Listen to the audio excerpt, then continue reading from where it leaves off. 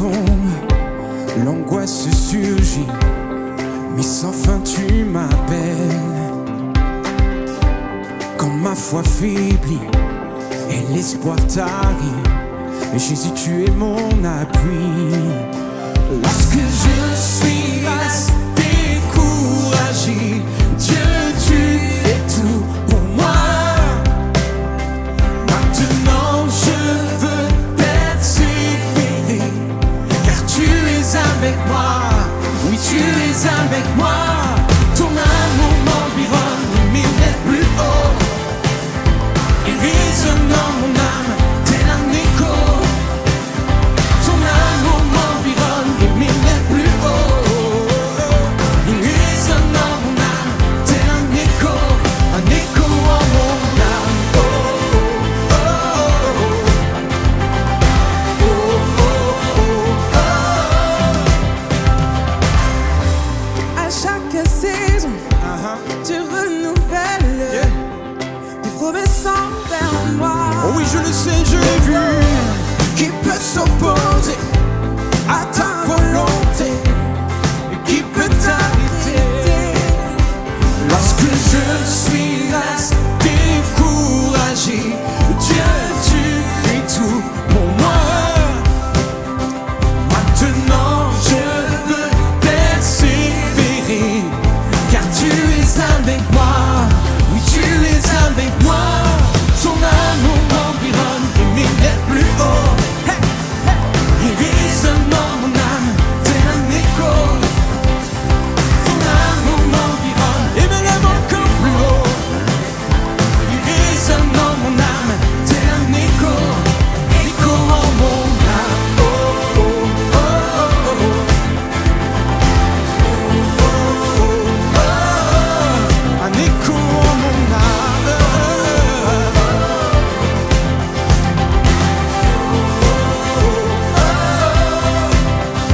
Lorsque je suis Découragé, Dieu, tu es tout pour moi.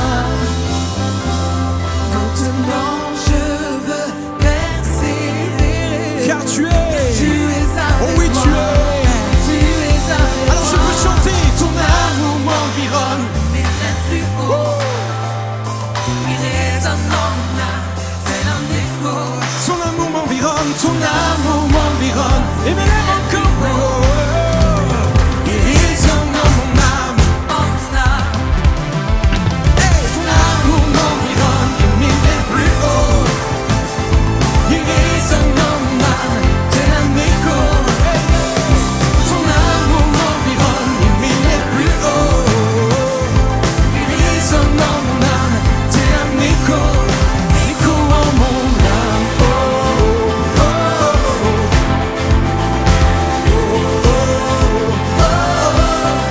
Écho en mon âme.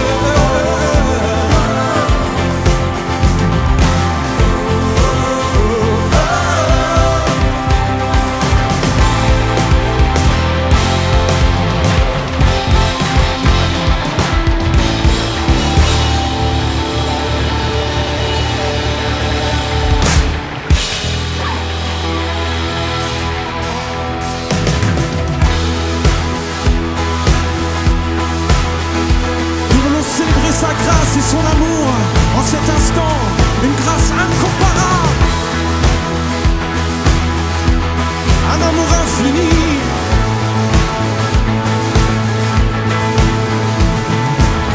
Qui brise le pouvoir du mal de la mort, qui aime d'un amour si puissant, si fort.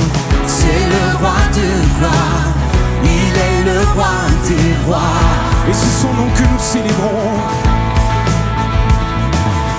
Qui secoue la terre par un saint tonnerre, qui nous émerveille par tant de mystère.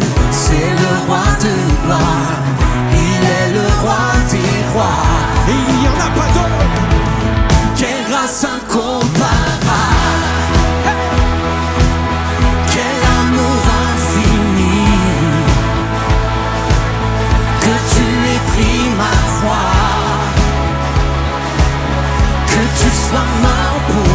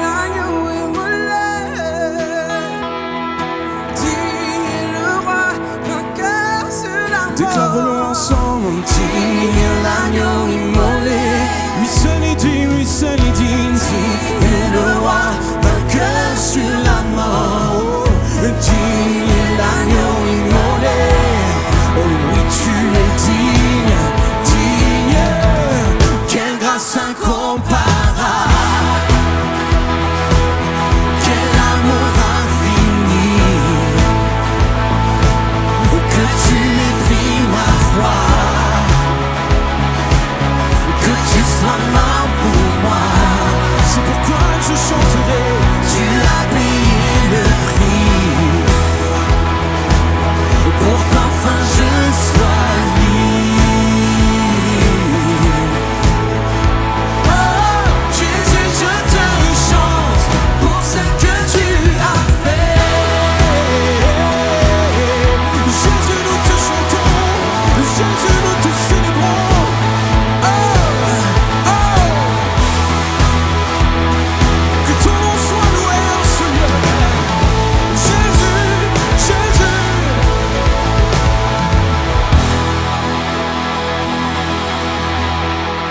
Oui, qu'une acclamation monte de ce lieu en l'honneur du roi des rois. Encore une fois, c'est le nom de Jésus que nous célébrons en cet instant. Le seul nom digne de toute louange, le seul nom digne de toute acclamation, c'est le nom de Jésus.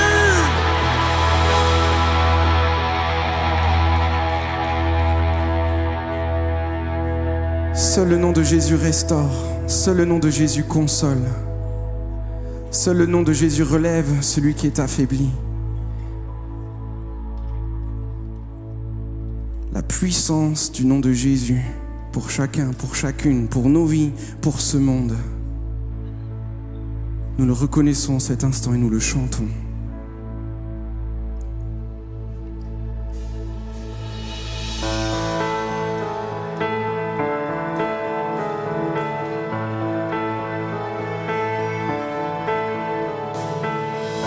En toi les humbles sont bénis, en toi les faibles sont affermis, les cœurs brisés tu rétablis, donnant la vie.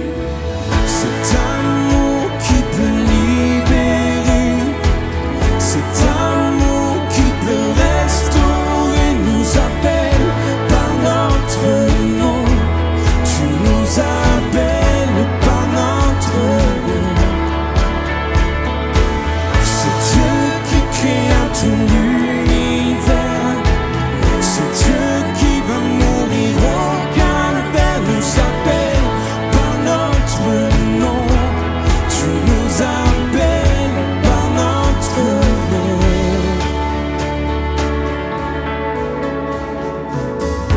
À ceux qui doutent de la foi, aux gens selon du temps et bras, tu les appelles de ta voix. Venez à moi. Cet amour qui peut libérer, cet amour qui peut restaurer nous appelle par notre nom. Tu nous appelles par notre nom. C'est Dieu qui créa tout l'univers.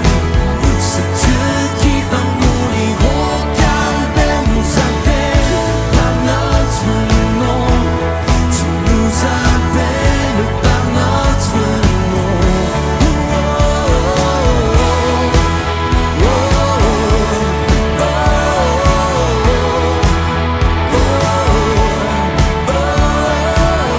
Jésus, tu nous appelles et tu nous connais par notre nom.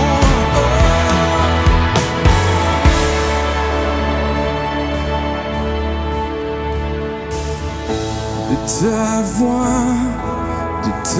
voix, tu nous appelles à la croix. De ta voix, tu nous appelles et nous répondons, nous voici. De ta voix,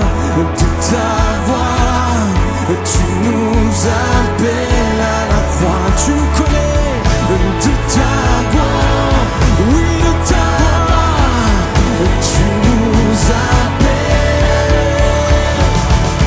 Cet amour qui peut libérer, cet amour qui peut restaurer nous appelle par notre nom.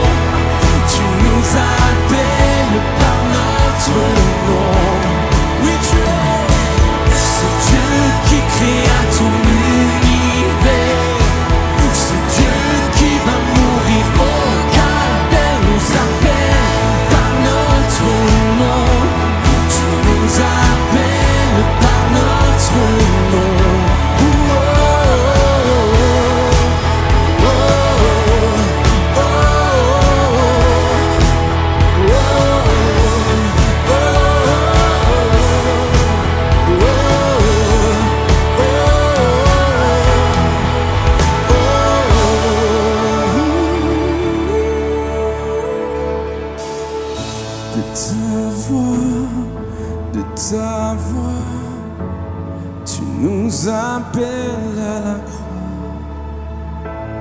Ta voix, oui de ta voix, tu nous appelles à la croix.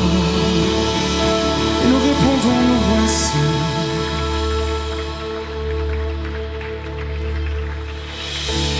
À la croix, je me prosterne, où ton sang coule pour moi.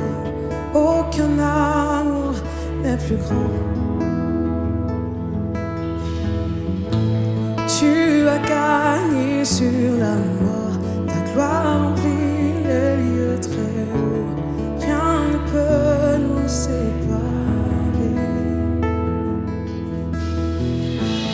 À la croix, je me prosterne, où ton sang coule pour moi.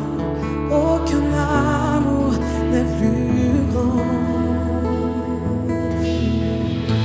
Tu as gagné sur la mort, ta gloire remplit les lieux très hauts.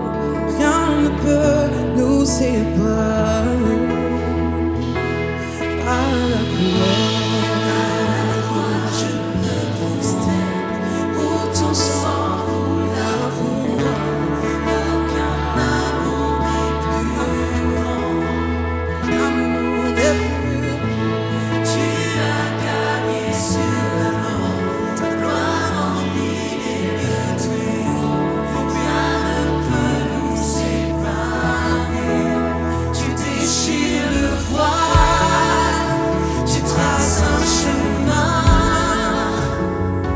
car tu as tout accompli.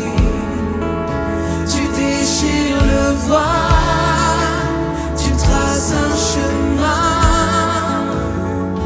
car tu as tout accompli.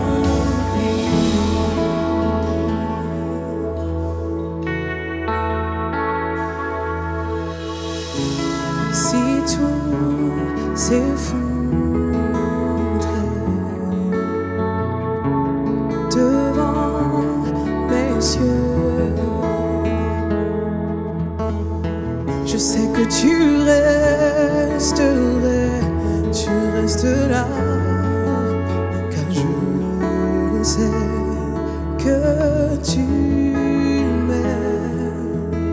Je sais que tu m'aimes. Oh, je sais que tu m'aimes.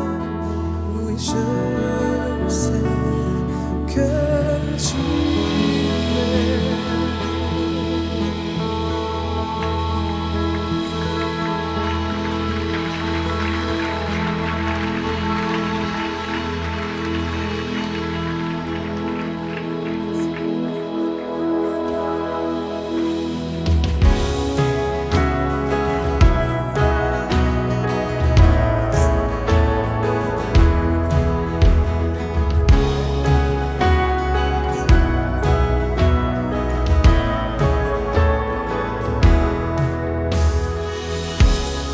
Avant mes premiers mots, tu me connaissais déjà. Oui, tu es si bon vers moi. Avant mon premier souffle, tu mis ta vie en moi. Oui, tu es si tendre vers moi. Oh, l'amour renversant, extravagant, l'infini de Dieu. Sans faiblir, il me cherche, il me poursuit, me ramène à lui. Je suis indigne et sans mérite, mais pour moi tu t'es livré.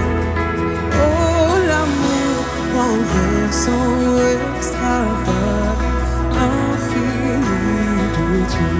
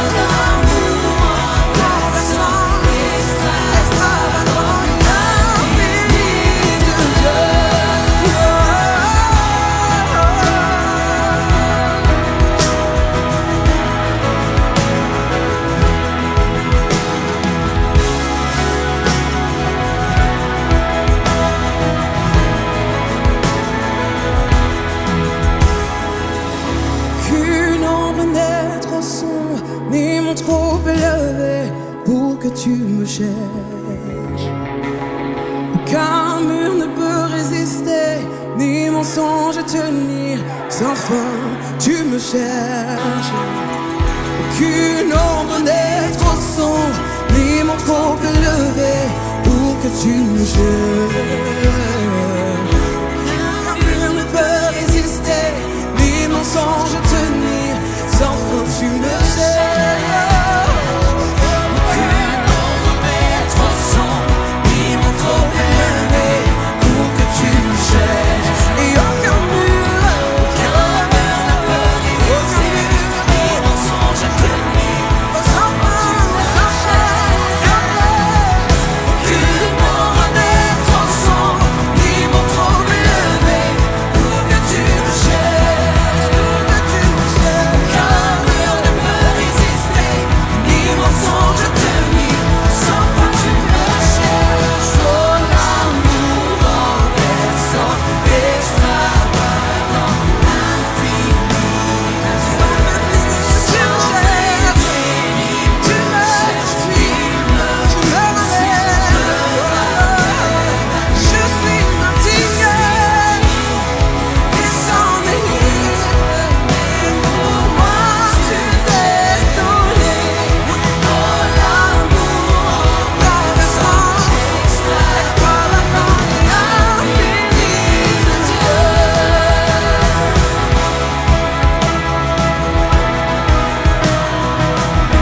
Voyez de quel amour le Père nous a tous aimés.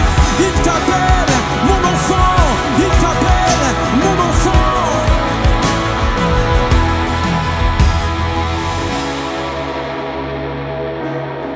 Depuis le début de ce temps de louange, on a chanté l'amour.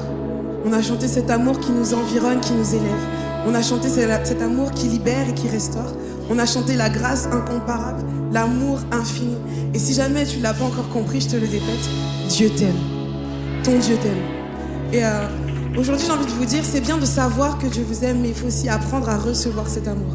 Parce que trop souvent, on se sent trop loin de lui, on ne se sent pas digne, ce qui est vrai. Mais il t'aime. Et son amour est là et il ne bouge pas. Il ne dépend pas de qui tu es. Il ne dépend pas de ce que tu fais. Ne crois pas que ton histoire est trop sombre pour qu'il t'aime. Il t'aime. Et ça ne bougera pas. On va prendre ensemble ce pont qui déclare qu'aucune ombre n'est trop sombre, ni mont trop élevé pour qu'il puisse nous chercher. Aucun mur ne peut résister, ni mensonge tenir. Sans fin, il nous cherche. Tu vas le déclarer pour ta vie, pas pour celle de ton voisin, pas pour celle de ta mère, pour ta vie. Et tu vas le croire, tu prends cette décision que rien ne pourra te séparer de l'amour de ton Dieu. On prend ensemble. Aucune ombre n'est trop sombre, ni mon trop élevé pour que tu me cherches. Aucun mur ne peut résister, ni mensonge tenir. Sans fin tu me cherches. Amen. Aucune ombre n'est trop sombre, ni mon trop élevé pour que tu me cherches. Aucun mur ne peut résister, ni mensonge tenir. Oui, sans fin tu me cherches. Aucune ombre n'est trop sombre, aucun mensonge, aucun syndrome de l'imposteur ne va t'empêcher de vivre pleinement la bénédiction de Dieu sur ta vie. Sans fin, sans fin, sans fin. Aucune ombre pour que tu me cherches. Et aucun mur ne peut résister, ni mensonge encore une fois, aucune ombre, aucune ombre, aucune ombre, aucun mur ne peut résister. ni mensonge tenir.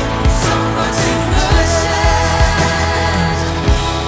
Une ombre n'est trop sombre, ni mon trop élevé pour que tu me cherches. Qu'un mur ne peut résister. Ni mensonge tenir. Sans fin tu me cherches. Oh, l'amour renversant, extravagant, infini de Dieu.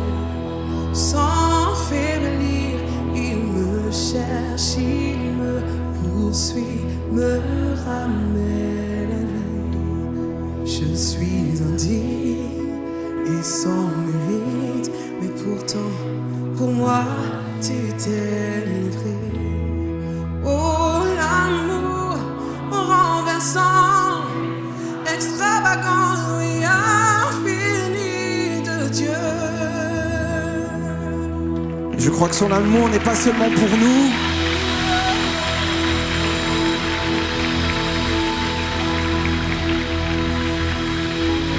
Et son amour n'est pas seulement pour nous, pour notre propre vie, mais il est aussi pour ce monde.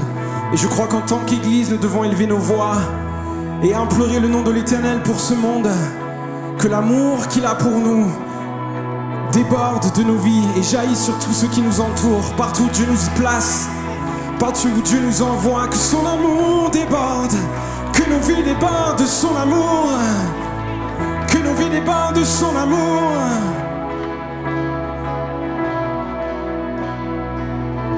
Pour ce monde que tu as tant aimé.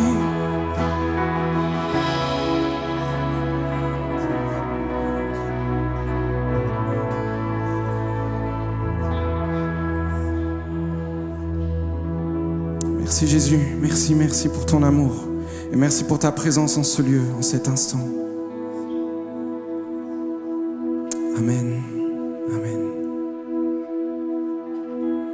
Amen, je vous invite à vous asseoir si vous pouvez.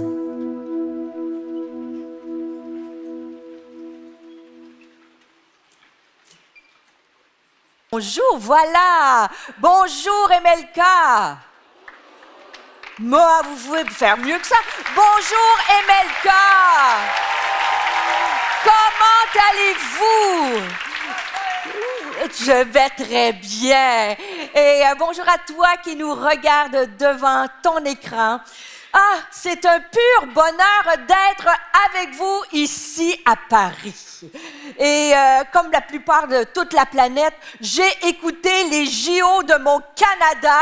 J'étais au bout de mon divan, mon canapé, et j'encourageais les athlètes partout. Canadiens particulièrement, mais partout. Et on a bien encouragé votre héros Léon Marchand, n'est-ce pas? Quand même! On a vu au 100 mètres Sirena Samba Mayela, on l'a encouragée. On était fiers d'elle, n'est-ce pas? Nous, à Montréal, on a eu Summer McIntosh à la piscine. C'était 17 ans, des exploits incroyables. Mais juste en commençant cette célébration, est-ce qu'on peut acclamer le plus grand des champions? Est-ce qu'on peut acclamer le roi des rois? Est-ce qu'on peut faire un standing ovation pour le roi des rois, le Seigneur des seigneurs, celui qui est tout-puissant, celui qui nous aime, celui qui nous a rachetés, celui qui nous a pardonnés, celui qui nous dirige, c'est lui qui nous console, c'est lui qui nous fortifie, c'est lui qui nous redonne espoir, c'est lui qui nous guérit, celui qui nous aime. Il est le Dieu tout-puissant. Amen.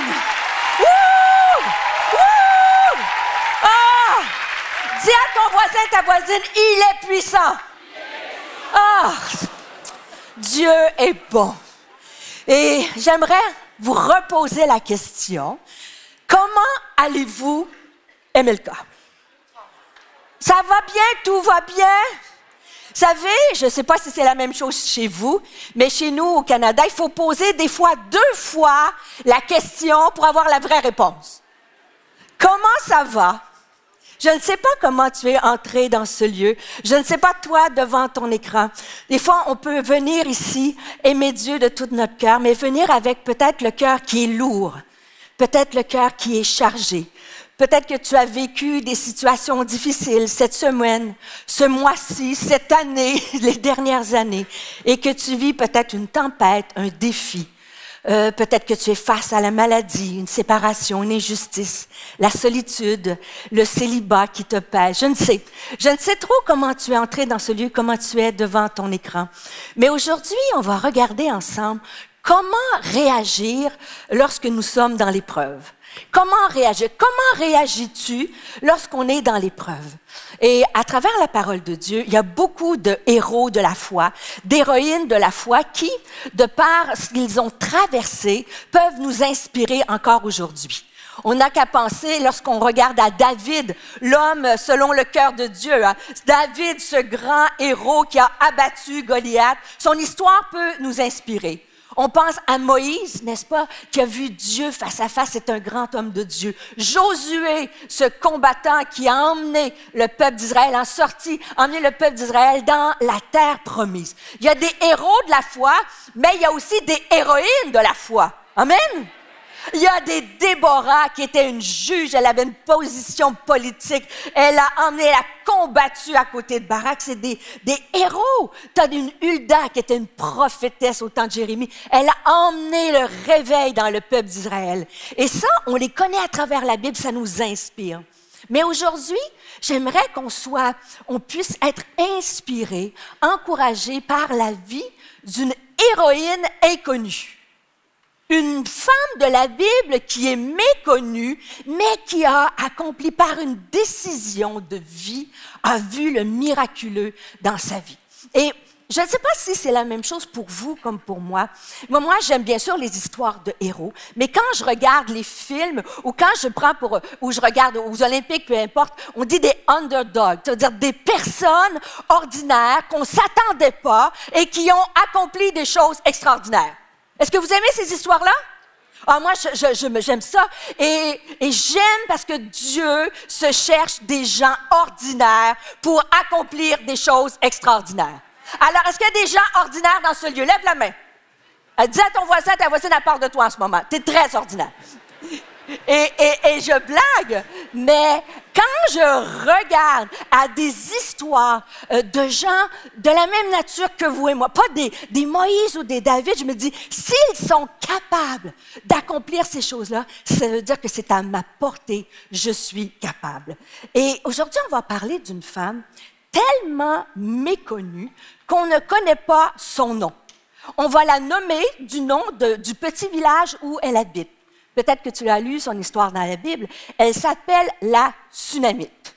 Et tu ne peux pas être plus inconnu que lorsqu'on parle de toi, on va appeler par ton nom. C'est comme si ce matin, ou si tu es devant ton écran, peu importe à l'heure que tu écoutes cette célébration-là, je parlais de quelqu'un, je suis allée à Paris, au lieu de dire « j'ai rencontré Nathalie, j'ai mangé avec Catherine, j'ai vu Jean-Luc », je dirais « j'ai vu des Parisiens ». Il y a quelques Parisiens dans ce lieu, tu vois? Et au lieu de te nommer par ton prénom, je te parle du nom où tu habites. Et cette femme-là, c'est fascinant parce que tout au long de l'histoire, on ne saura jamais son prénom. Mais malgré cela, on va voir que c'est une femme de foi qui a posé des gestes de foi et son histoire peut nous inspirer encore aujourd'hui. Et en fait, son histoire, on la retrouve dans le livre des Rois, dans 2 Rois, chapitre 4. Et juste avant, on va se mettre un peu dans le contexte. Son récit prend place alors que Élisée est prophète. C'est à l'époque du prophète Élisée. Et la Bible dit d'elle qu'elle est une femme de haute distinction, qu'elle est riche, qu'elle est bien considérée dans son village. Et on peut dire c'est une femme qui connaît Dieu parce qu'à l'époque, la présence de Dieu était représentée par les prophètes.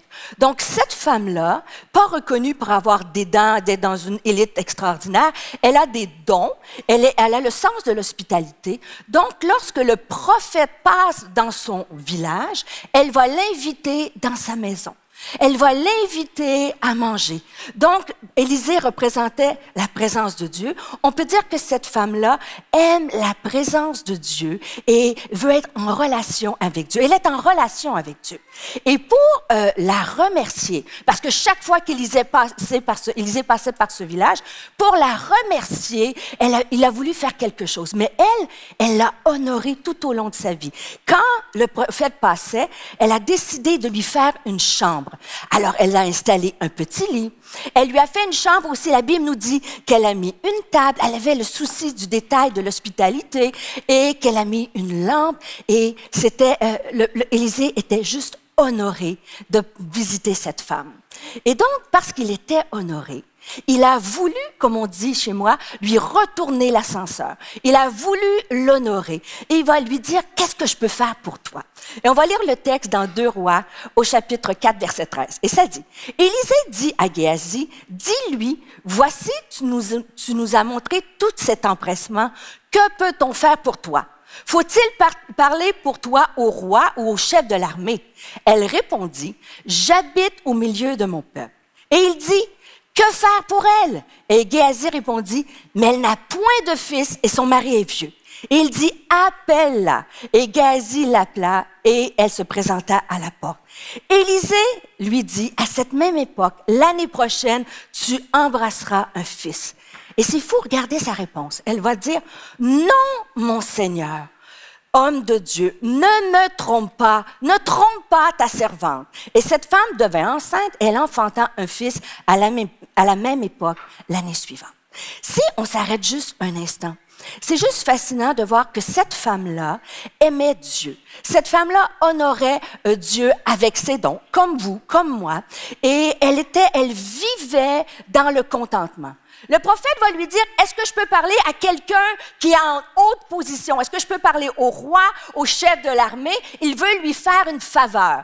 Je ne sais pas si vous êtes comme moi, mais si quelqu'un veut parler en votre nom à votre patron, votre supérieur et monter dans la hiérarchie, est-ce que vous allez dire un non merci?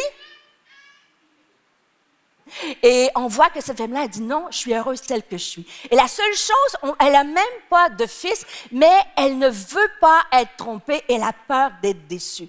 Mais elle va oser croire le miraculeux. Et la Bible nous dit qu'effectivement, l'année qui a suivi, elle a tombé enceinte et elle a tenu dans ses bras un enfant. Dites Amen avec moi. N'est-ce pas une merveilleuse histoire? Gloire à Dieu et je quitte pour Montréal. Mais l'histoire ne se déroule pas comme ça. Et en fait, on va voir que cette femme qui dit « Ne me trompe pas, j'étais dans le contentement, tout allait bien », elle va vivre un drame qui va venir la frapper. La suite de l'histoire, c'est au verset 18 à 20. Et ça nous dit « L'enfant grandit, et un jour qu'il était allé trouver son père vers les moissonneurs, il dit à son père « Ma tête, ma tête ». Et le père dit à son serviteur « Porte-le à sa mère ». Et là, je vais faire une petite parenthèse ici. Je me suis dit, et j'ai ri en lisant ce passage, parce que je me suis dit, c'est depuis toute éternité que quand les papas ne savent pas quoi faire, ils vont dire, va voir ta mère. Amen? Que les femmes disent Amen. Et que les maris disent, on vous aime, messieurs. Et ça me faisait rire parce que je me dis, et pourquoi je fais un peu d'humour? Parce que après, le verset qui va suivre, cette femme va vivre un drame terrible. Imaginez, ça dit, le serviteur l'emporta et l'emmena à sa mère, et l'enfant resta sur les genoux de sa mère jusqu'à midi, puis il mourut. Pouvez-vous vous imaginer un instant ce que cette femme a vécu? Ce passage est encore très, très, très actuel aujourd'hui. Vous savez, cette femme-là a vécu quelque chose de tragique. Je n'ai jamais eu la perte d'un enfant, mais je peux m'imaginer que le deuil d'un enfant, d'un être cher, c'est quelque chose d'extrêmement difficile. Et je dis qu'il est actuel aujourd'hui parce qu'on peut se reconnaître dans cette femme-là. On peut être dans le contentement, on peut aimer Dieu, servir Dieu, et un jour ou l'autre, il arrive un événement, paf, la vie nous frappe. Et je ne sais pas, peut-être que tu es rentré aujourd'hui, peut-être ce n'est pas un deuil physique que tu vis, la perte d'un être cher, mais peut-être que tu es venu et tu vis un deuil spirituel. Il y a la mort spirituelle autour de toi. Peut-être un enfant, peut-être quelqu'un proche dans ton entourage que tu vois s'éloigner de Dieu, qui est en train de mourir spirituellement. Peut-être que tu vis toi-même personnellement une mort émotionnelle. Tu es peut-être dans une séparation difficile, des relations difficiles, de l'injustice, de la déception. Peut-être qu'il y a quelque chose en toi qui est mort il y a quelques années parce que quelqu'un a dit des paroles de mort sur ta vie ou a posé des gestes de mort sur ta vie. Tu sais, il n'y a pas de grandes et de petites douleurs. il y a ta douleur aujourd'hui. Et quand je regarde à cette femme-là, je me dis, comment elle a réagi, elle, dans l'épreuve. Je ne sais pas, toi, comment tu aurais réagi dans l'épreuve. Elle avait dit à Élisée, ne me trompe pas. Est-ce qu'elle était en colère contre Élisée? Est-ce qu'elle était dans l'incompréhension? Pourquoi je vis ça? Mais en fait, cette femme-là, pour moi, elle est une héroïne de la foi parce qu'elle a agi d'une façon incroyable. Et la Bible nous dit, si on regarde la suite du texte au verset 21, ça dit qu'elle a pris l'enfant, elle l'a monté, elle l'a couché sur le lit de l'homme de Dieu et elle ferma la porte sur lui et sortit. Imaginez l'enfant, une douleur, ta douleur. Elle prend cette douleur-là, elle ouvre la porte, elle entre dans la chambre où elle recevait le prophète. Elle va déposer l'enfant sur le lit. Et je ne sais pas, vous, qu'est-ce que vous auriez fait? Mais moi, pour avoir été déjà dans la chambre de la douleur, bien souvent, lorsque c'est souffrant, on reste couché dans la douleur. On reste dans la douleur. Et cette femme-là va poser un geste qui va ouvrir une porte sur le miraculeux. En fait, la Bible nous dit qu'elle a pris sa douleur, qu'elle est sortie et qu'elle a fermé la porte. Elle est sortie de la chambre de la douleur. Je veux juste m'arrêter un instant. Vous savez, la douleur, la Bible nous dit qu'il y a un temps pour chaque chose sous le soleil. Et il y a un temps lorsqu'on vit une épreuve, lorsqu'on vit quelque chose de difficile qui fait mal, il y a un temps que c'est sain, S-A-I-N, où on prend le temps d'exprimer l'émotion, d'être dans la douleur. Mais la Bible nous dit dans Ecclésiaste chapitre 3, il y a un temps pour tout. Un temps pour haïr, un temps pour aimer. Un temps pour pleurer, un temps pour rire. Et je crois qu'à ce moment, cette femme savait que si elle voulait aller plus loin, si elle voulait voir Dieu agir, elle devait sortir de la chambre de la douleur et fermer la porte et aller vers l'homme de Dieu. Et malheureusement, trop souvent, il y a un temps lorsqu'on pleure, mais lorsque le Seigneur nous dit « Lève-toi, relève-toi, je suis avec toi », bien souvent, on ferme la porte et on reste dans cette chambre de la douleur. Ça peut être consciemment ou inconsciemment. Mais peut-être ce matin, aujourd'hui, ce soir, le Seigneur, le Saint-Esprit va poser quelque chose sur ton cœur. Il va dire, cette situation, tu as assez pleuré. Cette personne, relâche, tu as assez pleuré. Cette situation, cette injustice, cette peine, cet événement passé, maintenant, je t'appelle à sortir de la chambre de la douleur. Et c'est pour ça que je dis que c'est une héroïne méconnue. Parce que ça prenait la foi de dire, je laisse cette douleur-là et je fais confiance à Dieu. Et la Bible nous dit au verset 22, la suite du texte, elle nous dit qu'elle a appelé son mari. Et elle a dit, envoie-moi, je te prie, un serviteur, des ânesses. Elle dit, je veux aller en hâte vers l'homme de Dieu. Et j'ai dit, il y a un temps pour chaque chose. Mais il vient un moment donné que si on reste dans la chambre de la douleur, on reste paralysé. Elle devait agir. Mais ce qui est encore plus fascinant, le mari va lui répondre, verset 23, « Pourquoi veux-tu aller aujourd'hui vers l'homme de Dieu? Ce n'est ni nouvelle lune, ni sabbat. » C'était une femme qui était habituée d'adorer Dieu. Et il dit, « Pourquoi veux-tu aller aujourd'hui? » Et elle va lui répondre, tout va bien. Tout va bien. T'inquiète, tout est sous contrôle. Et j'ai envie de dire, si j'étais son mari, j'aurais posé la question une deuxième fois. Est-ce que ça va vraiment bien? Je pense qu'elle a oublié un petit détail. Son fils vient de mourir. Dis à ton voisin, à ta voisine, ça va vraiment pas vraiment bien.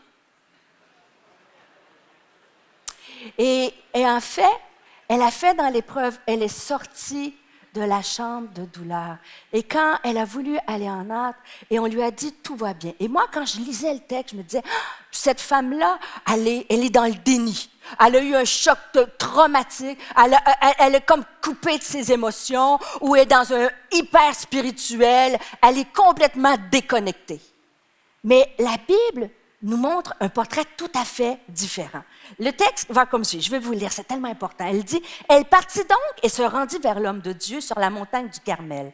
L'homme de Dieu, l'ayant aperçu de loin, dit à Géasi, son serviteur, « Voici cette Sunamite. » On ne connaît toujours pas son nom. « Voici cette Sunamite. » Alors, il dit, « Maintenant, cours donc à sa rencontre et dis-lui, « Te portes-tu bien? Ton mari et ton enfant se portent-ils bien? » Elle répondit, « Bien. » À son mari, tout va bien. Au serviteur, ça va bien. Et ça dit par la suite, dès qu'elle fut arrivée auprès de l'homme de Dieu sur la montagne, elle embrassa ses pieds.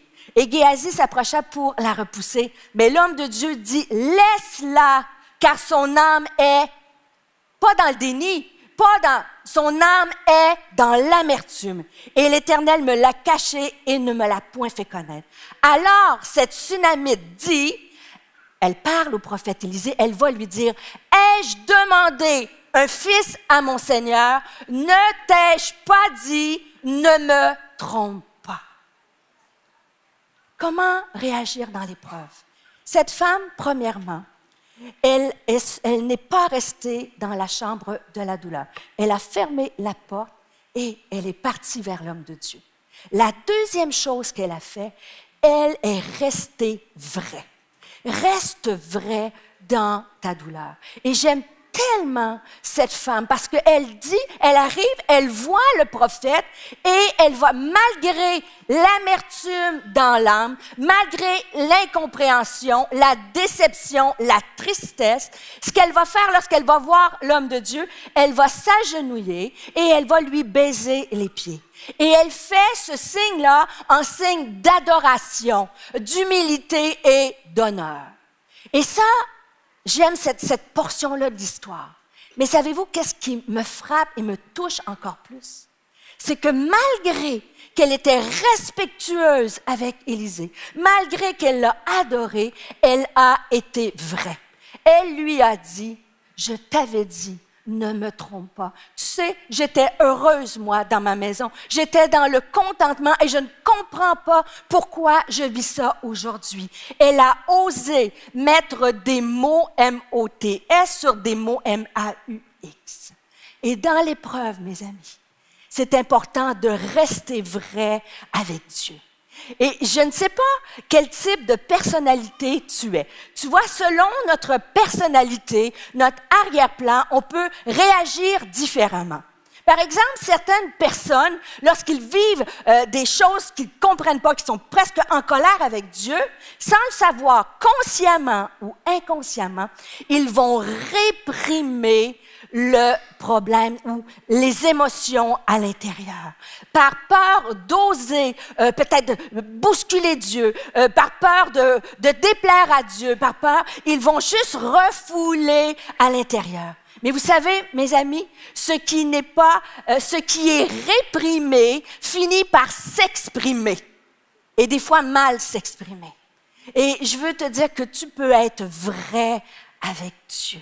Tu peux lui dire les états de ton âme. Tu peux lui dire tes questionnements. Dieu connaît tout de toi. Dieu connaît le plus profond de ton cœur. Il te voit ce matin. Il te voit aujourd'hui. Il sait ce que tu vis. Tu n'as pas besoin de réprimer et de cacher. Tu peux honorer Dieu et lui exprimer tes émotions. Tu peux lui dire ce que tu penses. En plus, Jésus a tout subi. Il connaît, il comprend l'injustice, il comprend l'anxiété. À Golgotha, il a été dans l'anxiété. Il comprend ce que c'est d'être maltraité. Alors, tu peux t'exprimer à Dieu. Sois vrai avec lui. Mais tu as un autre type de personnalité, et là, je viserai personne. Tu as ceux qui vont réprimer par peur de ne pas honorer Dieu, mais tu as ceux qui vont râler. Vous savez, les Français, vous avez la réputation de râler, hein? Et en fait, tu peux râler. Il y a des personnes, c'est l'inverse. Certains, vous allez réprimer. D'autres personnes, vous allez râler aux gens autour de vous de ce que vous avez vécu, que c'est compliqué, que c'est ci, que c'est ça, que c'est ça. Et en fait, tu peux râler à tout le monde, mais tu parles pas à la personne la plus importante. Tu vois, cette femme-là, elle a dit à son mari, tout va bien. Elle a dit au serviteur, bien. Mais elle a dit à Dieu la vérité. Et tu sais, râler. Bon, dites, est-ce que quelqu'un dans ce lieu, vous êtes trop saint, trop spirituel aujourd'hui, là? Hein?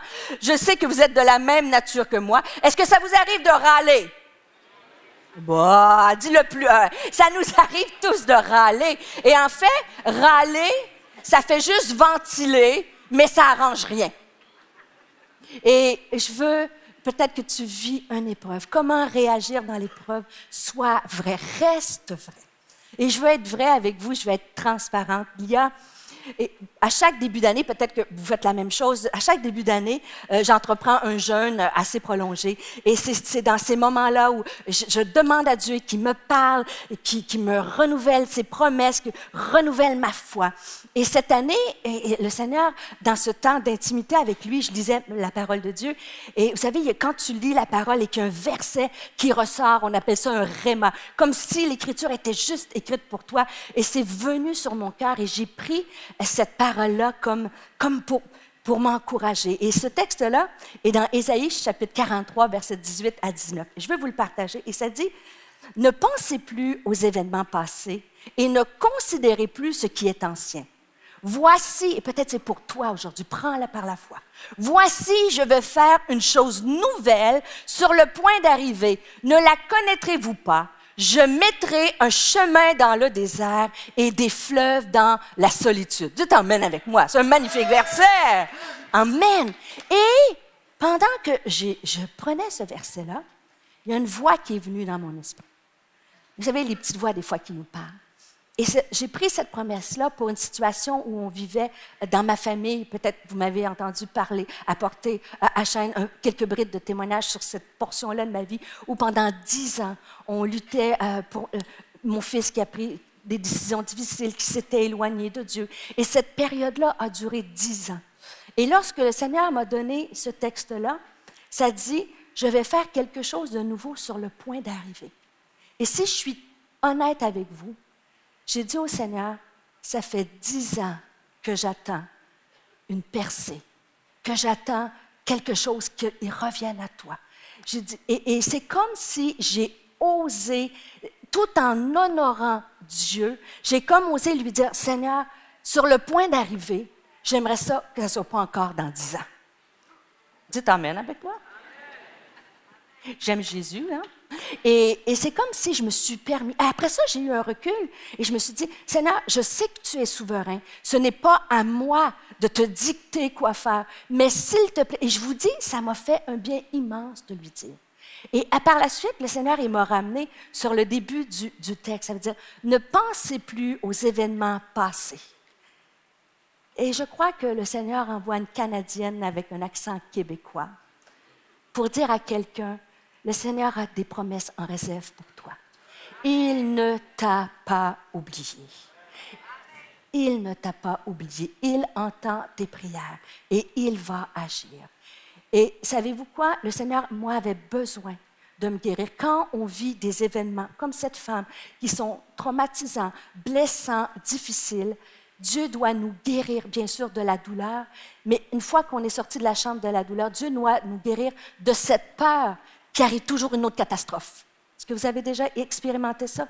Toujours peur, tu pries, qu'est-ce qui va m'arriver encore? J'ai vécu ça, qu'est-ce qui va... C'est comme si ça vient user notre foi. Et je crois sincèrement qu'il y a dans ce lieu des gens que Dieu veut venir vous guérir aujourd'hui. Toi devant ton écran, ici dans la salle, et il te dit, je vais effacer les paroles du passé. Je vais effacer les situations du passé. Je suis sur le point d'agir. Et je prie encore que Dieu, la Bible nous dit qu'il nous donne la bénédiction et il nous la fait suivre d'aucun chagrin. Alors, aie confiance. Arrête de tourner la tête, de dire qu'est-ce qui va m'arriver encore. Il faut que cette pensée-là soit renversée par la grâce de Dieu.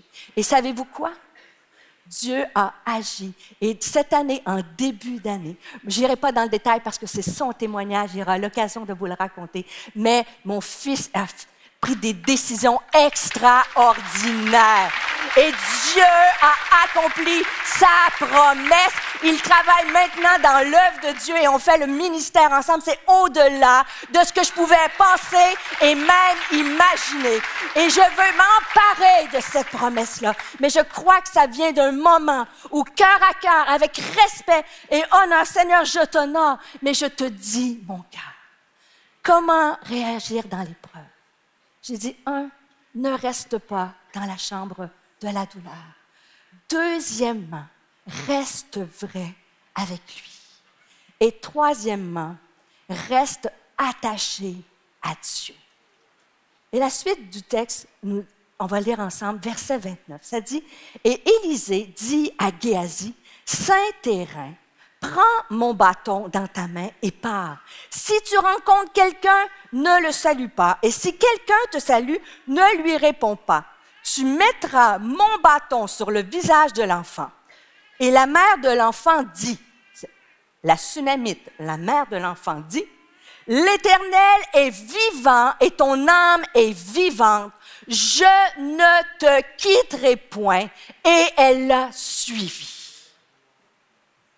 Ce qui est fascinant dans le dernier passage de cette femme de foi incroyable, inconnue, c'est on savait qu'à cette époque-là, vous savez, le bâton de Moïse, la notion du bâton était reconnue pour une méthode.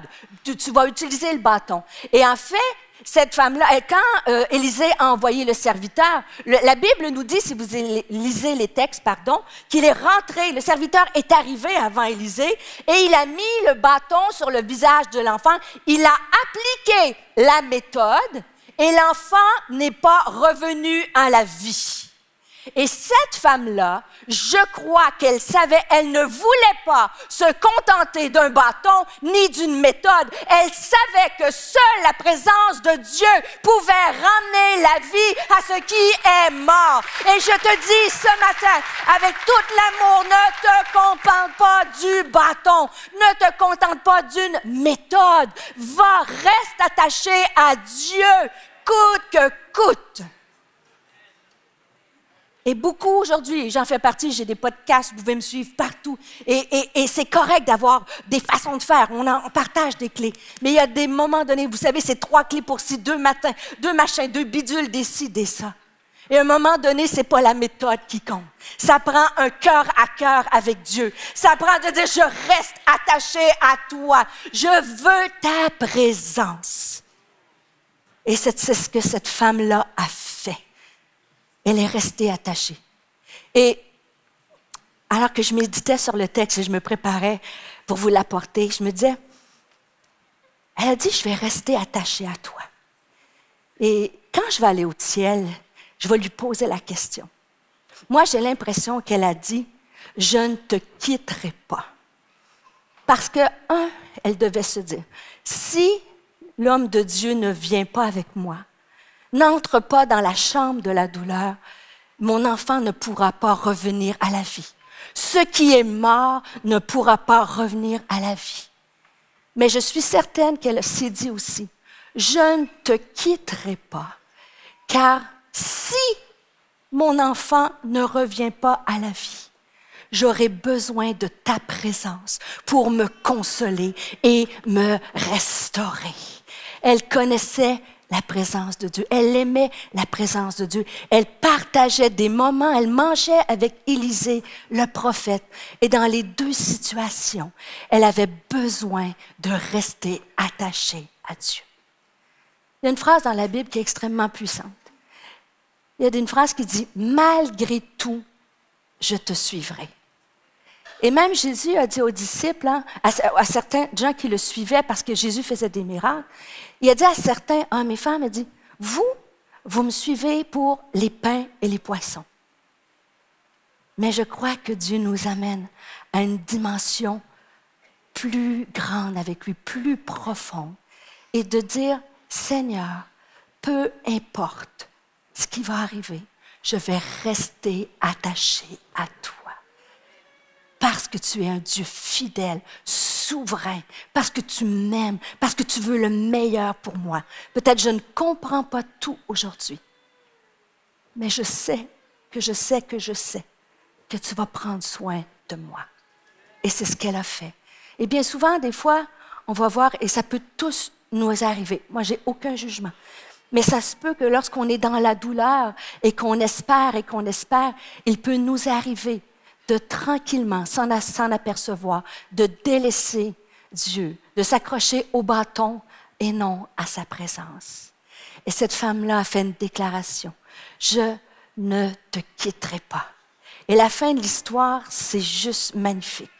Imaginez, elle a dû, lorsqu'elle est sortie de cette chambre de la douleur, on sait que la distance de Sunem, où elle habitait, pour aller voir Élisée sur le mont Carmel, c'est environ entre 32 et 40 kilomètres. Elle a marché, peut-être à pied, avec des ânesses. Ça prenait au moins une journée minimum pour se rendre vers le prophète et au moins une journée pour revenir. En tout et partout, si on est large, au moins 3 jours, le temps entre tout ça. Donc, imaginez-vous la marche de retour avec Élisée. Elle tenait Élisée. Et lorsque Élisée est rentré dans cette chambre-là et qu'il a vu l'enfant, là, c'est la scientifique qui va parler. Je ne veux pas être trop graphique, mais pendant 3 jours, le corps devait être probablement en décomposition. Probablement qu'il y avait des odeurs qui devaient se dégager.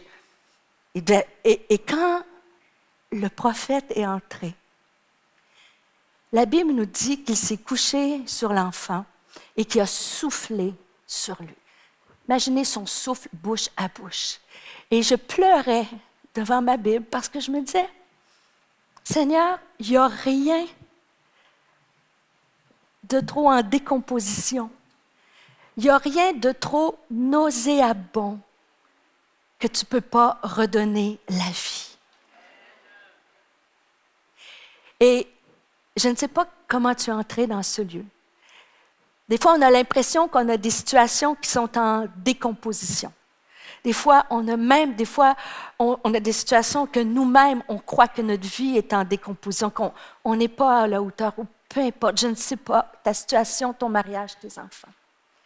Mais une chose que je sais, c'est que Dieu n'a pas dédain. Et que Dieu est capable, par amour, de souffler un souffle nouveau et de remettre à la vie ce qui est mort. Et c'est exactement ce qui a pris place dans cette chambre. Alors qu'elle n'est pas restée enfermée dans la chambre de la douleur, elle a ouvert la porte, elle a emmené la présence de Dieu dans cette chambre et la vie est revenue. Dieu est le même. Hier, aujourd'hui et éternellement. Ce qu'il a fait dans cette femme inconnue, dans la vie de cette femme, il peut le faire encore pour toi aujourd'hui. Aujourd'hui peut être le jour du salut pour ta maison. Aujourd'hui peut être une journée de miracle. Aujourd'hui peut être la journée de consolation. La journée où tu dis, je décide, je fais le choix de sortir de cette chambre de douleur et de m'attacher à Dieu malgré tout. Et quand cette femme a pris cette décision-là, elle a vu le miraculeux. Rester, elle savait, et si chacun d'entre nous, pour avoir été dans cette chambre de douleur, si tu restes enfermé dans la douleur, Dieu ne peut pas agir. Mais si aujourd'hui tu dis, Seigneur, aide-moi. Et vous savez, je sais, je le dis avec amour et respect, parce que lorsqu'on souffre, c'est douloureux. Mais il n'y a pas de plus. Dieu est capable de soulager les plus grandes douleurs. Et j'aimerais terminer ce message avec une illustration, un témoignage.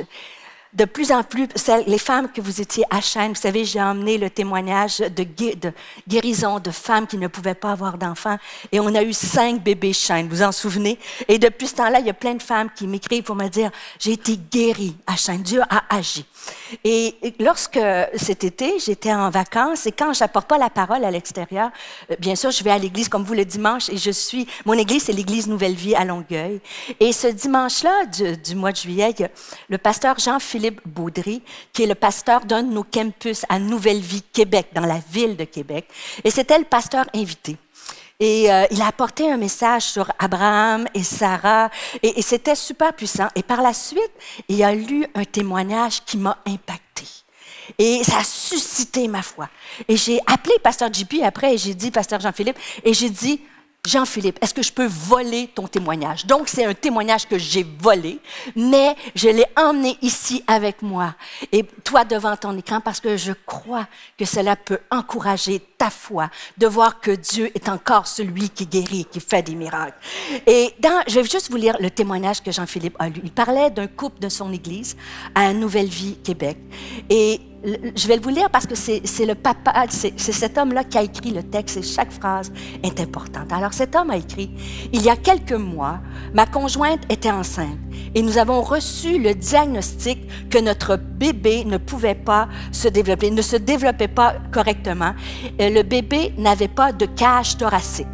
Et il dit, en d'autres termes, que son cœur était comme libre à l'intérieur de son ventre. Alors, il n'y avait rien pour le retenir. Ils ont fait plusieurs examens. Ils ont même envoyé certaines échographies, des examens aux États-Unis pour d'autres analyses avec les hôpitaux de Québec. Mais personne ne pouvait donner des réponses. Alors, la seule certitude était que le bébé n'avait pas de paroi thoracique et c'était très visible et que le bébé était en danger.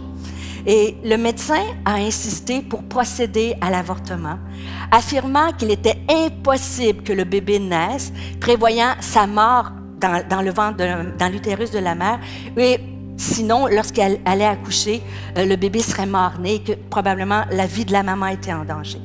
Alors, ce couple-là ont refusé l'avortement et ont continué à être suivis comme une grossesse à haut risque. Et j'étais touchée parce que ça dit, ma femme et moi étions dévastés. Et ça me parlait parce que je dis, ils ont été vrais. Ils ont dit, nous étions dévastés par la situation. On a passé plusieurs jours en pleurs dans la chambre de la douleur. Et c'est sain. Il y a un moment pour exprimer les émotions, d'être dans cette chambre de la douleur. Mais après ça, ils se sont levés et ils sont allés à l'église. Ils ont entendu un message de Jean-Philippe qui était sur la puissance d'une promesse. Alors, ce jour-là, il écrit, Jean-Philippe a prêché que le Seigneur, ayant fait un miracle dans la vie d'Abraham et de Sarah, accomplissant sa promesse, même si Sarah ne pouvait pas avoir d'enfant. Il dit, à ce moment-là, nous avons eu la certitude que le Seigneur ferait un miracle pour notre bébé.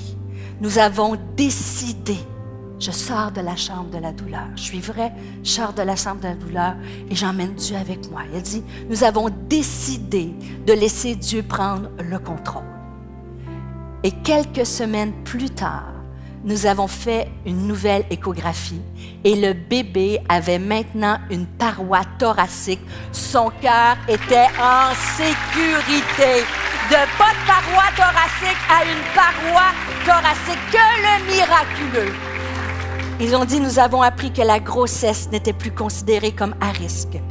Donc, à ce moment-là, nous avons décidé d'appeler le bébé Sarah. Alors, c'est mon privilège de vous montrer le petit bébé Sarah qui est là. Et on voit sur la photo que Sarah a été présentée au Seigneur et on a prié. Mais il n'y a que Dieu qui peut faire réapparaître une cage thoracique. Je ne sais pas ta situation aujourd'hui. Je ne sais pas comment tu es rentré dans ce lieu. Je ne sais pas toi devant ton écran. Mais je veux, dans quelques instants, j'aimerais prier pour vous. J'aimerais prier pour toi, toi devant ton écran. Peut-être que tu as besoin que Dieu t'aide, te donne la force aujourd'hui de ne plus rester dans cette chambre de douleur, mais trouver la force d'ouvrir la porte et de sortir. Peut-être que tu as besoin ce matin d'être vrai avec Dieu. Dieu sait tout de toi. Tu n'as rien à cacher. Dieu connaît tout de toi et il t'aime. Et peut-être que ce matin, consciemment ou inconsciemment, et le Saint-Esprit est en train de te révéler, tu étais peut-être en train tranquillement de t'éloigner et de douter que Dieu pouvait agir, mais que tu voudrais faire cette déclaration, je ne te quitterai pas. Amen. On va prendre ce chant. Je vais vous demander de vous lever. Et j'aimerais prier pour vous dans quelques instants. Mais qu'en ce moment, dans ce lieu, maintenant c'est entre vous et Dieu, Que le Saint-Esprit puisse venir vous fortifier, vous relever, vous consoler et vous redonner espoir et force et courage aujourd'hui.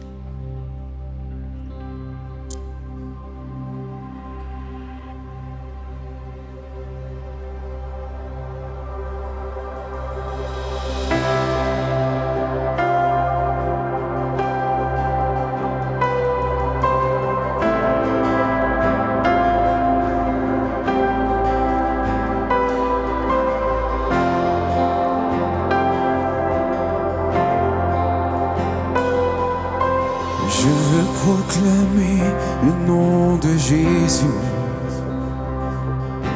sur nos cœurs et sur chaque pensée. Car je sais que la paix est dans ta présence, en toi Jésus.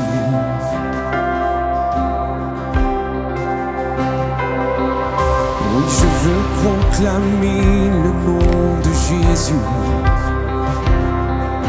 afin que toute chaîne soit brisée. Oui, je crois que l'espoir et la liberté sont en Jésus. Ton nom est puissant et ton nom guérit. Ton nom est vie. Tu brises les chaînes, tu perces la nuit, consumes tout.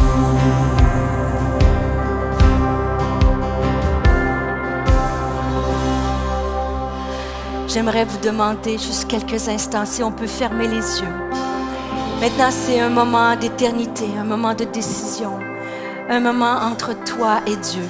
Peu importe ton voisin à dos, à gauche, à droite, derrière toi. Maintenant, c'est un moment. Et j'aimerais te poser la question. Comment vas-tu? Est-ce que tu as besoin aujourd'hui de sortir de cette chambre de la douleur? Est-ce que tu as besoin aujourd'hui que Dieu vienne briser des chaînes qui te retiennent? Est-ce que tu as besoin aujourd'hui d'une guérison dans ton âme, dans ton cœur, dans tes pensées? Alors si c'est ton cas ce matin, cet après-midi, lève ta main là où tu es. Je veux dire, c'est moi ça, Stéphanie. C'est moi, j'aimerais que tu pries pour moi. Lève-la bien haut, que je puisse prier. Prier bien haut. De dire, c'est aujourd'hui, je sors de cette chambre de la douleur. Je sors de cette chambre de la douleur, oui. Garde-la bien haute, on est plusieurs. Peut-être tu vas lever la main aussi. Tu as besoin de rester attaché à Dieu. Si tu le veux, lève ta deuxième main et dire, je resterai attaché à toi. Je ne te quitterai pas. Cet engagement devant Dieu que je vois des centaines dans ce lieu et moi-même je lève la main. Peu importe, malgré tout, je te suivrai. Je resterai attaché à toi. Seigneur Jésus, je viens devant toi. Seigneur, nous venons, Seigneur, devant toi. Nous nous offrons à toi. Seigneur, tu vois chaque cœur dans ce lieu, chaque cœur, chaque âme, Seigneur. Tu connais chaque douleur, chaque passé, chaque parole de mort, chaque geste de mort. Seigneur, je prie, je viens devant toi avec l'autorité que tu me donnes dans le nom de Jésus. Seigneur, que je puisse diminuer, que tu puisses grandir. Je me mets à tes pieds comme cette femme et je te dis, agis ce matin, agis aujourd'hui, viens guérir les cœurs brisés, viens Seigneur restaurer, Seigneur, viens cicatriser ce qui fait mal, Seigneur, que les fardeaux puissent tomber dans le nom de Jésus. Je prie pour le Saint-Esprit du devant de la salle jusqu'à l'arrière, entre les rangées, Saint-Esprit, tu consoles et tu libères aujourd'hui, tu consoles et tu libères aujourd'hui. Alléluia, Jésus. Souffle guéri, Seigneur Jésus. Alléluia, Seigneur. Saint-Esprit, tu mets la paix. Tu mets la paix, Saint-Esprit. Tu mets la paix, Saint-Esprit. Tu mets la paix, Saint-Esprit. Tu mets la paix, Saint-Esprit. Tu consoles, Saint-Esprit. Seigneur, tu redonnes espoir, Saint-Esprit. Seigneur, tu soulages en ce moment. Souffle, Seigneur.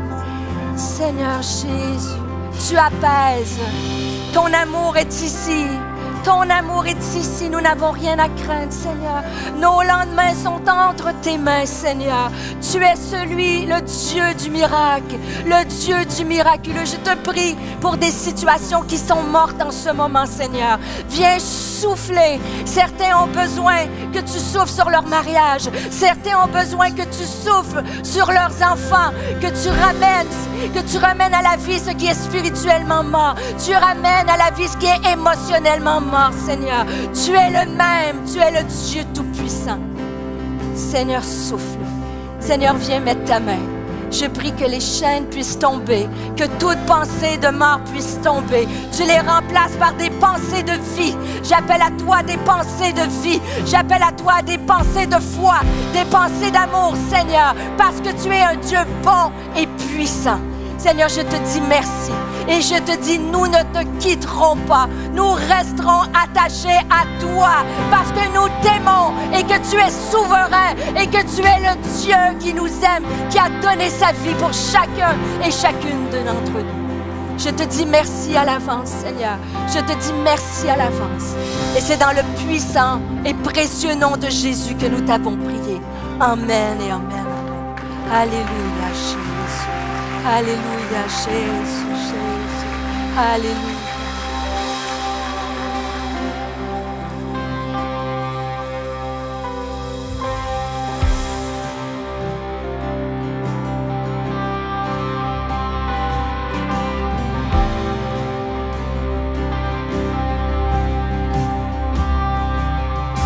Oui, je veux proclamer le nom de Jésus sur nos pères et sur notre anxiété, sur les cœurs affligés par la dépression. Nous disons, prie au Jésus. Ton nom est puissant et ton nom guérit. Ton nom est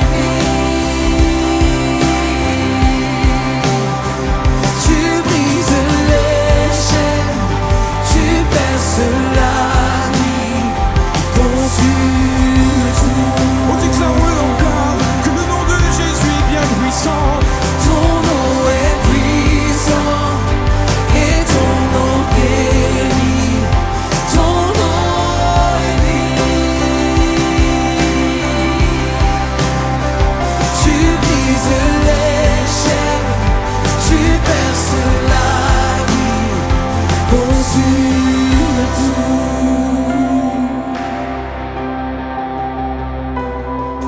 Déclarons-le sur les mots.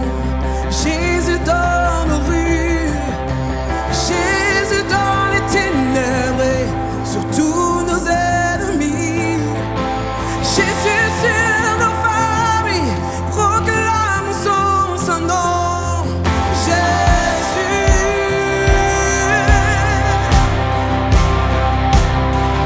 déclare-le sur les monts.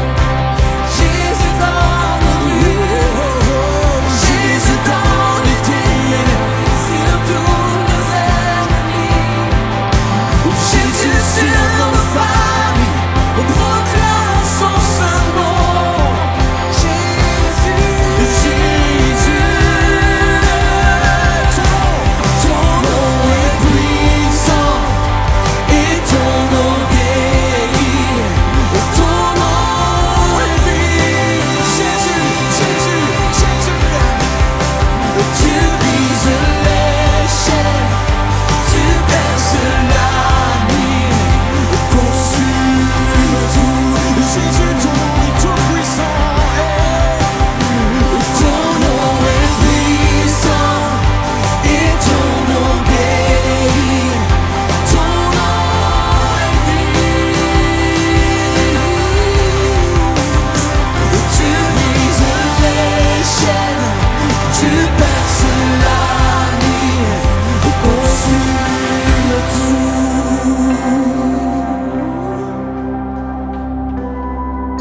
Je veux proclamer le nom de Jésus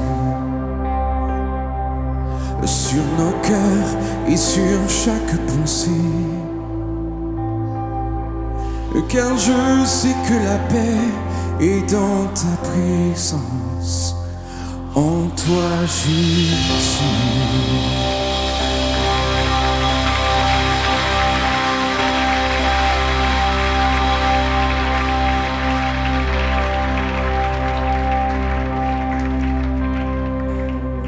Est-ce que vous croyez que Jésus est vivant? Est-ce que vous croyez que Jésus est puissant? On pourrait l'acclamer, s'il vous plaît. Ce Dieu qui a toute autorité, toute puissance, toute grâce. Le Dieu qui soulage les cœurs, le Dieu qui fait du bien dans les vies, le Dieu qui libère. Amen. On peut l'acclamer vraiment. Il est vivant. Amen. Ça, c'est la puissance de la Bible. C'est pas juste des histoires, c'est pas du papier et de l'encre, c'est pas juste des choses. Mettez une goutte de foi dans toutes ces histoires et vos vies vont changer. C'est la puissance de Dieu. C'est pas que l'histoire de la tsunamite, c'est mon histoire, c'est l'histoire de tous ceux qui ce matin, au travers de ce message, vont vivre cette délivrance et vont pouvoir dire « Dieu m'a visité, ce jour-là, Jésus m'a fait du bien, Dieu m'a fait du bien, et je suis reparti libre. » Amen. C'est la puissance de l'évangile, c'est la vie de Christ qui est donnée dans chacun. Et on veut vraiment garder ça, garder ces choses dans votre cœur. Partez pas seulement après une célébration juste pour dire « J'ai fait le plein, je repars ». Saluez, profitez pour saluer les gens qui sont autour de vous. Passez du temps dans ce lieu. Vous avez le rooftop qui est le restaurant qui est là-haut. Passez du temps. Allez à la cafette en bas. Prenez un café avec quelqu'un. Saluez-le. Bénissez quelqu'un qui est autour de vous. Vivez la foi avec puissance. Amen. Merci en tout cas pour votre présence. Vous qui êtes là pour la première fois, on est tellement heureux de vous accueillir, de vous saluer, d'être avec vous. Donc vraiment prenez le temps de regarder le bâtiment, rencontrer quelqu'un, partager avec les gens qui sont autour de vous. Si vous avez besoin par rapport au temps qui a été partagé de ce Dieu qui vraiment nous permet de sortir de la chambre de douleur, venez devant, il y a un moment de prière, on veut être avec vous, on veut vous accompagner. Venez devant à droite, on va vraiment être là, toute l'équipe est là pour vous. En tout cas, on sait que c'est des moments qui sont tellement précieux, donc quittez pas ce lieu sans vraiment prendre le temps de la prière. Merci aussi pour votre fidélité, pour vraiment vos finances, merci pour tout ce que vous donnez qui permettent vraiment à MLK de faire ce travail et puis de partager, liker les émissions, liker vraiment quand vous avez ce temps qui est là, soit les posts, etc. On sait que c'est comme ça que l'évangile aussi avance, donc vraiment liker jeveudonner.fr, toujours ce site qui est là pour pouvoir soutenir. J'entendais les témoignages de Stéphanie, si on peut raconter ces témoignages. C'est parce qu'aussi tous vous témoignez de ce que vous vivez avec Jésus, avec Dieu. témoignages@églisemlk.fr. Il y a des centaines de témoignages qu'on veut utiliser pour raconter que ce qu'on vit, c'est encore d'actualité. Donc merci vraiment pour tout ce que vous faites. Et en tout cas, merci pour toute votre présence. On va encore continuer à célébrer Dieu. On va louer encore ce Dieu qui est vivant. Et on va encore célébrer le Seigneur. Passez un bon dimanche. Que Dieu vous bénisse et à très bientôt. Merci.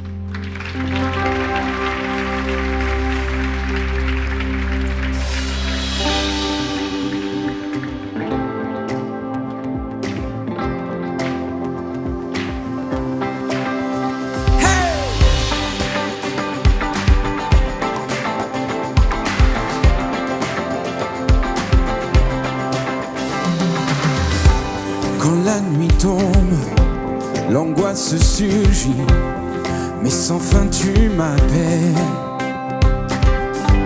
Quand ma foi faiblit et l'espoir tarit, Jésus tu es mon appui. Lorsque je suis lasse, découragé, Dieu tu es tout pour moi. Maintenant je veux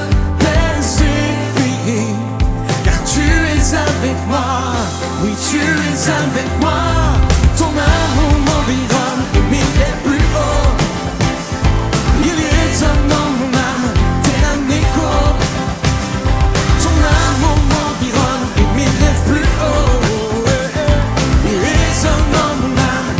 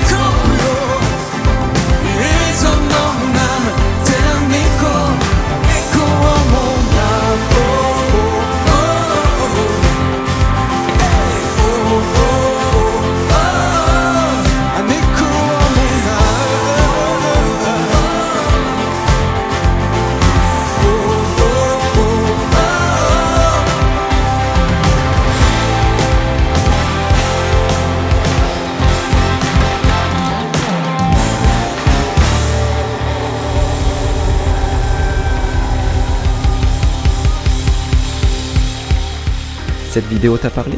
Clique sur j'aime. N'oublie pas également de t'abonner et de déclencher les notifications.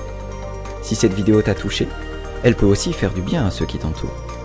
Prends 5 minutes pour la partager à un proche ou à un ami qui en aurait besoin.